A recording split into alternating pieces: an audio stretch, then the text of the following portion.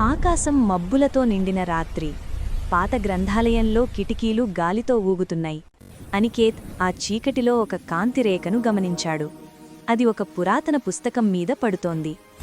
ఆ పుస్తకంపై రాతలు స్వయంగా మెరవసాగాయి. అతను ఆ పుస్తకాన్ని తాకగానే గాలి బలంగా వీచి చుట్టూ అక్షరాలు తేలాయి. వాటి మధ్యనుంచి ఒక మాయాద్వారం తెరుచుకుంది.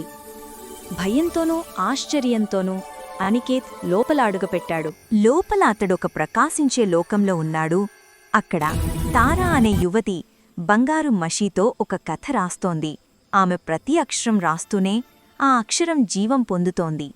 చెట్లు ఊగుతున్నాయి, నదులు పారుతున్నాయి, గాలి సంగీతమై వినిపిస్తోంది.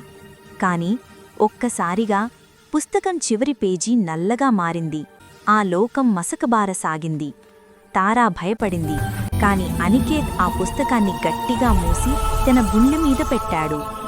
ఆ క్షణంలో వెలుగు విరజిమ్మింది. అక్షరాలు తిరిగి వెలిగాయి. చీకటి కరిగిపోయింది. తారా చిరునవ్వుతో అనికేత్ వైపు చూసింది. పుస్తకంలోని చివరి మాట మెరిసింది. మాయాజ్ఞానం పంచుకున్నప్పుడే శాశ్వతమవుతుంది. గ్రంథాలయం మళ్లీ శాంతంగా మారింది. పుస్తకం ఇప్పుడు సాదాసీదా రూపంలో ఉంది. కాని దాని లోపల కొత్త కథ మొదలవుతోంది. అనికేత్ తారా కలిసి నవ్వుతూ ఆ పుస్తకాన్ని మెల్లగా మూశారు. వెలుగు వారి ముఖాలపై పడుతూ కథను సంతోషంగా ముగించింది.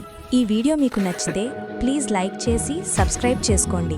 అలాగే మీకు ఎలాంటి కథలు కావాలో ఖచ్చితంగా కామెంట్ చేయండి. బాయ్.